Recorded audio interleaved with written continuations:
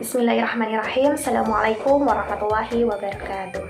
Selamat pagi anak-anakku semua. Alhamdulillah pada pagi hari ini kita kembali berkumpul, bertatap muka, saling berbagi, saling bercerita. Nah, pada pagi hari ini kita akan melanjutkan pembelajaran kita, mata pelajaran pendidikan agama Islam tentang materi hidup damai dengan saling memaafkan. Nah, anak-anakku semua, sebelum kita masuk pada materi lebih lanjut, marilah kita berdoa terlebih dahulu. Bismillahirrahmanirrahim. Rabbi zidni ilmah warzuqni fahmah. Amin ya rabbal alamin. Alhamdulillah, semoga dengan mengawali hari dengan berdoa ini kita akan diberikan kemudahan dalam menuntut ilmu dan diberikan keberkahan dalam mengais dan mencari ridhonya ilmu. Alhamdulillah. Nah, anak-anakku semua, di sini Ibu akan menyampaikan tujuan pembelajaran dari materi tentang hidup damai dengan saling memaafkan. Ada beberapa tujuan pembelajaran yang mesti anak-anak capai dalam materi hidup damai dengan saling memaafkan ini.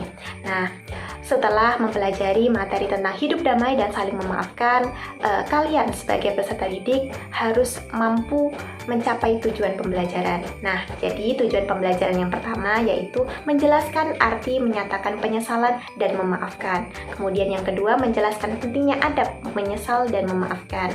Kemudian yang ketiga, dapat merinci ciri-ciri orang yang memiliki sifat pemaaf. Kemudian mengungkapkan hikmah menyatakan penyesalan dan memaafkan. Serta tujuan pembelajaran yang terakhir, dapat menerapkan dan mempraktekkan menyatakan penyesalan dan memaafkan dalam kehidupan sehari-hari. Jadi itu beberapa tujuan pembelajaran yang mesti peserta didik capai dalam materi hidup damai dan saling memaafkan ini. Anak-anakku semua, di sini Ibu telah menampilkan dua gambar yang mencerminkan atau menunjukkan perilaku saling memaafkan dan memberikan kasih sayang. Jadi di sini ada dua orang anak laki-laki yang sedang berjabat tangan atau memaafkan. Kemudian gambar yang kedua yaitu dua orang anak perempuan yang sedang berpelukan.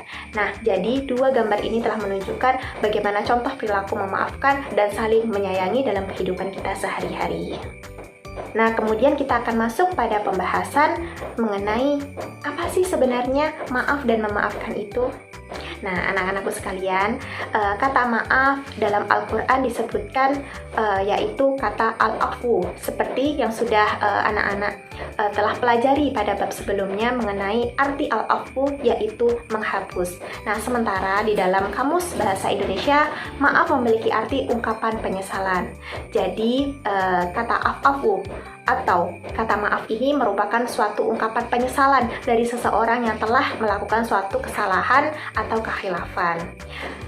Di dalam Quran Surah Al-Imran ayat 159, Allah Subhanahu wa Ta'ala berfirman, "Maka maafkanlah mereka dan mohonkanlah ampun bagi mereka." Masya Allah, begitu Allah telah memberikan keterangan di dalam Al-Quran mengenai maaf dan memaafkan. Kita harus menyesal karena merasa bersalah, anak-anakku semua. Kita merasa bersalah sudah menyakiti, melukai badan, hati, merusak, mengambil harta orang lain. Dan tindakan ini merupakan tindakan yang kita lakukan baik disengaja maupun tidak disengaja. Nah, dengan merasa kita yang menyesal ini merupakan tindakan kita yang takut kepada Allah Subhanahu wa Ta'ala sebagai seorang hambanya. Dengan rasa menyesal telah menyakiti, melukai hati seseorang, di sini cerminan kita sebagai seorang hamba yang takut dan tunduk kepadanya. Nah, sementara Rasulullah SAW juga telah menerangkan, memberikan penjelasan, memaparkan kepada umatnya bahwasanya kita harus merasa menyesal atas apa yang telah kita perbuat, terutama itu perbuatan yang tidak baik. Seperti sabda baginda Rasulullah SAW yang diriwayatkan oleh Al-Bukhari Muslim, siapa yang merasa pernah berbuat aniaya kepada saudaranya, baik berupa kehormatan badan dan harta atau lain-lainnya, hendaknya segera meminta halal atau maaf kepadanya sekarang juga, sebelum datang suatu hari di mana tiada maaf yang dapat ditebus antara harta dengan dinar maupun dirham. Jika ia punya amal soleh, maka diambil amalnya menurut seberapa banyak penganiayaan yang telah dilakukan. Dan jika tidak mempunyai kebaikan, maka diambilkan dari kejahatan orang yang dianiaya untuk ditanggungkan kepadanya. Masya Allah, begitu Rasulullah telah mengajarkan kepada kita, ketika kita berbuat tidak baik, maka kita harus segera meminta maaf kepada orang yang telah kita lukai, merasa menyesal atas apa yang telah kita perbuat. Anak-anakku semua, disinilah dalam kehidupan sehari-hari kita perlu mengetahui bahwa menyesal itu merupakan suatu keharusan yang memang Allah telah perintahkan, bahwa ketika kita melakukan suatu perbuatan yang tidak baik, bersegeralah kamu menyesal atas apa yang telah kamu perbuat dan kembali ke jalan Allah dengan mencari ridhonya. Syarat-syarat dan adab menyatakan penyesalan yang baik.